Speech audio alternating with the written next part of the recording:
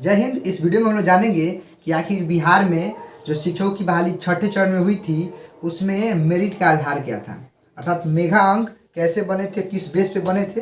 क्योंकि इस बार सातवें चरण की बहाली में हो सकता है कि नियमावली ये या तो यही रहे, मतलब मेगा तैयार करने का, और नहीं तो हो सकता है कि कुछ बदलाव हो। लेकिन अभी इस वीडियो में हम लोग जानेंगे कि आखिर छठे चरण में जो बिहार में शिक्षकों की बहाली हुई थी उसमें आपका मेधांक कैसे बना था।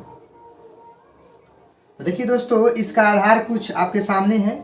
दोनों बातें स्पष्ट हैं। इस बहाली में मतलब कि एकेडमिक का भी महत्व था और साथ ही साथ सीटेट या बीटेट के अंकों का भी महत्व था। आपको हम बताना चाहते हैं, देखिएगा दोस्तों, जो मेरिट का आधार था वह मैट्रिक, इंटर और आपके ट्रेनिंग, जितने भी ये तीनों एकेडमिक सेशन थे, इसमें जितने आपके परसेंटेज आए थे उसका औसत निकालना होता था। मान लीजिए कि आपका मैट्रिक में 60% है, ध्यान दीजिएगा, हम छठे चरण की बात बोल रहे हैं, और आपका इंटर में 70% है, और जो आप ट्रेनिंग किए हैं, डीएलएड किए हैं या फिर बीएड किए हैं, उसमें 80% है। तो तीनों को जोड़ के तीनों से आप पहले भाग दीजिएगा, जोड़िएगा। 8 7 15 36 210 होते हैं, तो आपको 3 से भाग लगाने पर 70% आपको मिलेगा, जो कि आपका एकेडमिक सेशन का है। तो ये दोस्तों हमेशा फिक्स रहता है। आपको अगर मैट्रिक में 60, इंटर में 70 और ट्रेनिंग में 80% मिले हैं, तो तीनों को जोड़ के 3 से भाग देगा तो आपको 70% एकेडमिक हो गए। अब दोस्तों, जो सीटेट या बीटेट में आप अंक मंगाए हैं उसमें मेधा अंक आपको मिलता है। अब मेधा अंक कैसे होता है, इसका प्रावधान कैसे है, आप इसको देख लीजिए।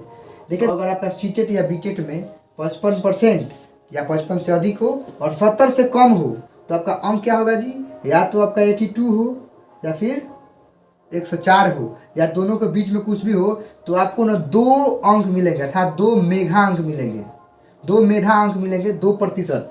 तो मान लीजिए आपका या तो 82 है, 83 है, 84 या फिर 104 है, 104 के पहले तक है, तो कुल एकेडमिक में ना आपका 2 अंक और जुड़ जाएगा। पहले 70 है ना, पहले से 70 है तो आपका 2 जुड़ जाएगा, तो आपका टोटल हो जाएगा 72%। यह आपका फाइनल मेरिट है अगर आपका सीटेट में या बीटेट में इतना मार्क्स है तो।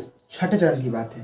अगर हम इसको लेके चलते हैं, अगर आपका मार्क्स 70 या 70 से ऊपर हो, 70 से ऊपर हो और 80 से कम हो, परसेंटेज की बात है, अर्थात आपका मार्क्स या तो 105 हो या फिर 119 हो या फिर इसके बीच में हो, तो आपको मेधा अंक 4 मिलेंगे।